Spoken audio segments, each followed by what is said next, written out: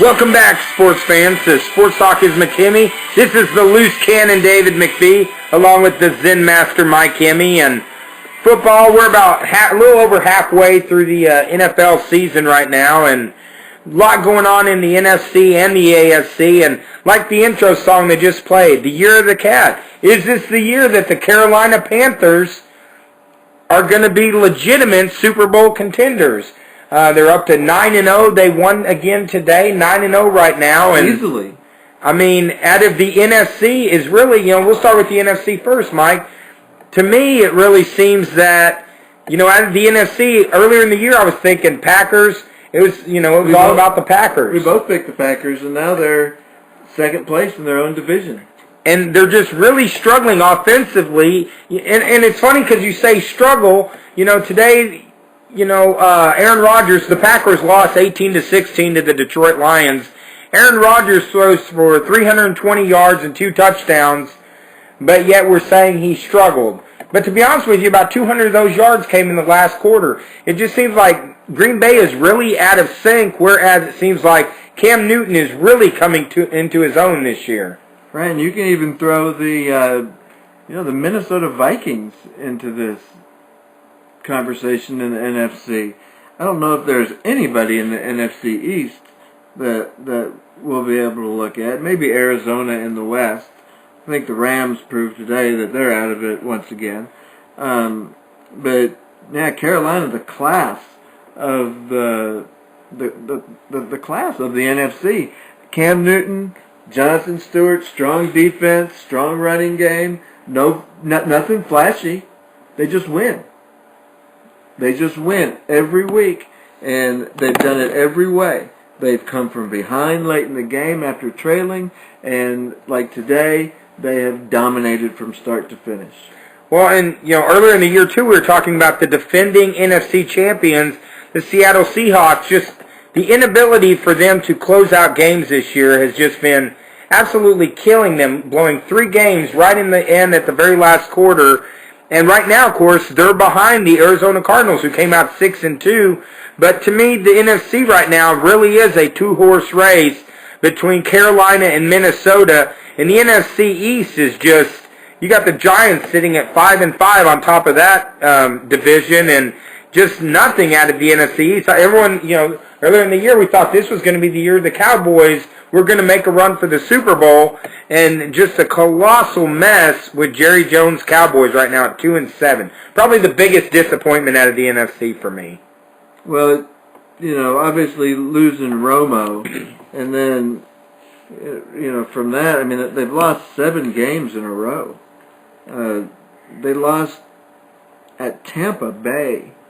They've lost to Philadelphia, Seattle, New York, Giants, New England, New Orleans in overtime. At home versus Atlanta.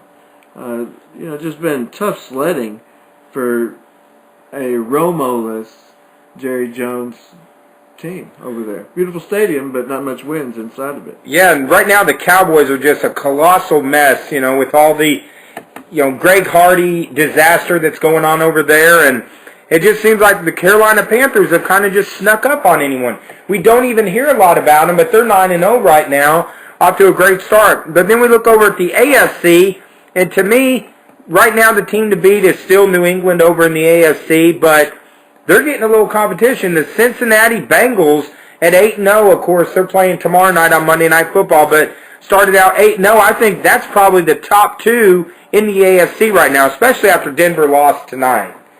Right, and you see, and they're going to be 9-0 after tomorrow because they're playing Houston. And, unless they have a major letdown, we would expect Cincinnati to be 9-0 after tomorrow. But, they've done it in a number of ways. They beat Seattle in overtime. They've had, 1, 2, 3, 4 wins of less than 10 points, and then they've had 4 blowout victories. So they're doing it in a number of ways. And again, it's kind of like they're kind of like the Panthers of the AFC. Nothing real flashy except for A.J. Green, but probably the best receiver. I don't know. You may have a different view, and you may be right with your Steelers. Antonio Bryant's pretty good receiver himself, but at least one of the best receivers in the game.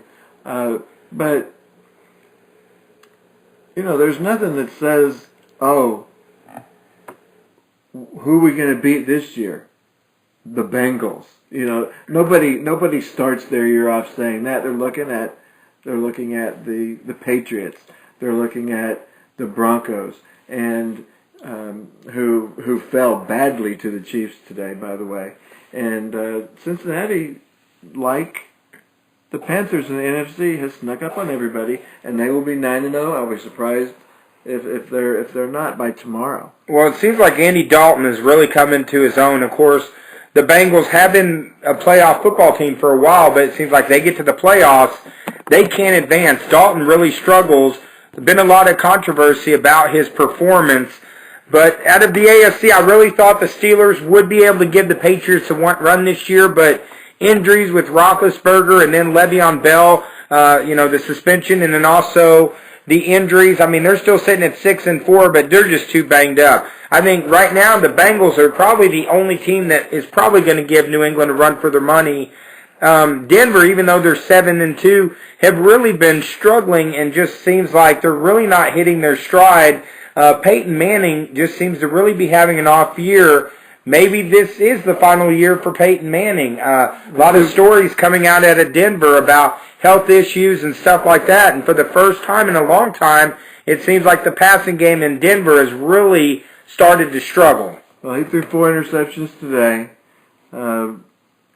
It's hard to bet against him, but yeah, that has been the talk coming out of Denver.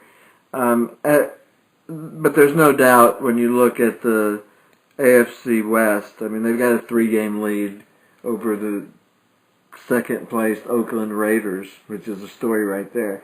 How many times have we said second-place Oakland Raiders over the last decade? But there are only 6 teams with winning records in the AFC.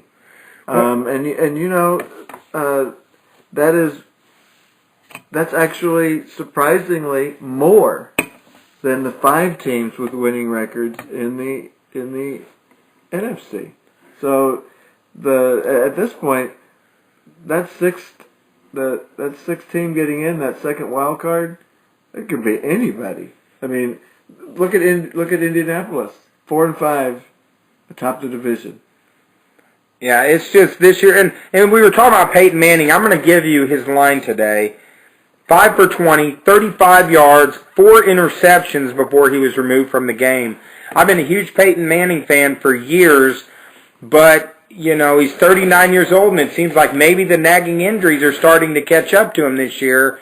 And to me, I thought, Broncos and Patriots is who was going to be battling down the stretch. I really have to take Denver out of that equation. I really think it's going to go down to the Bengals and the Patriots, and to me, the Patriots are going to be hard to beat when, especially when the playoffs come around. If they're hitting on all cylinders, I think they have a chance to actually run the table again during the regular season and go 16-0. The only problem is getting that 19th win.